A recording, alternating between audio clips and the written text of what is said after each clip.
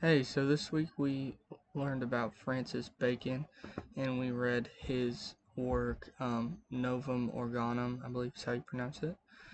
The biggest theme to me here is the fact that he tries to break the mold and criticize the method or the scientific method that has been before him that many have agreed with. I'd say just about every other philosopher we've looked at so far has kind of um, taken to the same sort of scientific method until Francis Bacon has come along and kind of shifted things up. To me, I immediately think about a lot of Bible verses tell us to kind of be aware of false teachings and false teachers, and to not be afraid to go against what everybody else has been saying if we think it is untrue. An example of this is 2 Timothy 4, verses 3 and 4. For the time is coming when people will not endure sound teaching, but have itching ears. They will accumulate for themselves teachers to suit their own passions, will turn away from listening to the truth and wander off into myths. This is not saying just if we don't agree with somebody, just to throw away what, you know, they said for whatever we want, but this idea that we can't just take everything at face value, I think, is not a bad idea to instill or to kind of go live by. Is we can't just take something that somebody says as truth. Um, this work kind of deals with the idea of idols a lot, or what Francis calls idols of the mind. These are basically biases that we see the world through, things like personal experience, misunderstanding of words and language, or theories that are being treated as facts. This obviously immediately makes me think of the theory of evolution, which nowadays is basically taken as a fact, but as far as I understand, has never been anything more than just a theory.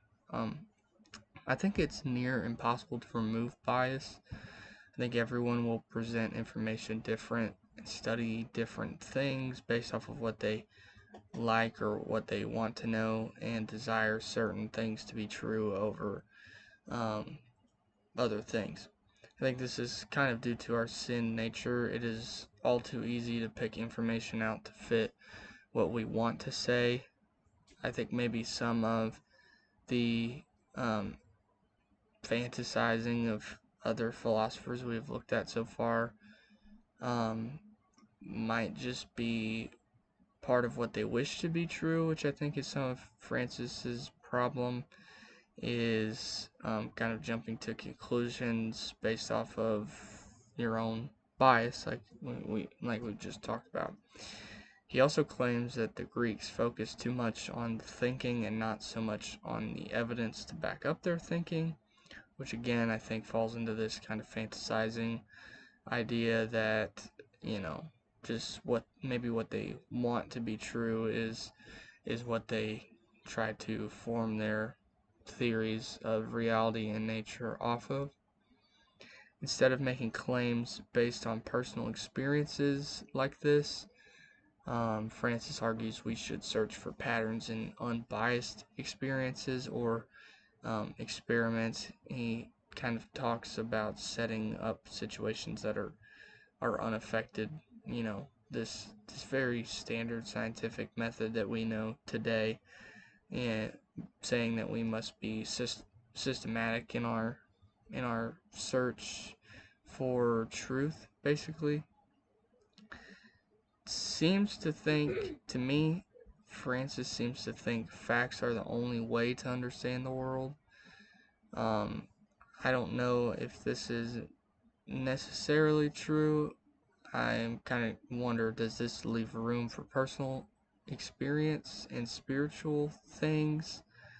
Um, I'm not sure if it's so systematic. I agree that we shouldn't jump to conclusions based off of small, controlled experiences.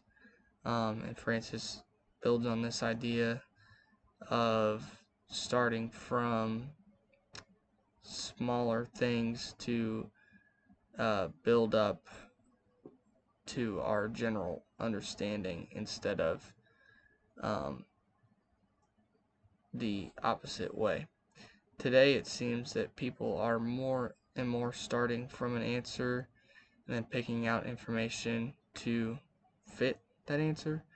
And this leads me to some of my questions. One is, like I said earlier, does this leave room for spiritual things and topics like we've talked about so far, like the soul and the spirit, and how does that interplay with this idea of being so systematic and factually driven? And can personal experience still help in science or the study of reality and nature? I know he talks a lot about being systematic, but does personal experience still play a role in this kind of method, or should it, or does it ever come back into play as we move forward learning about different people? So thank you.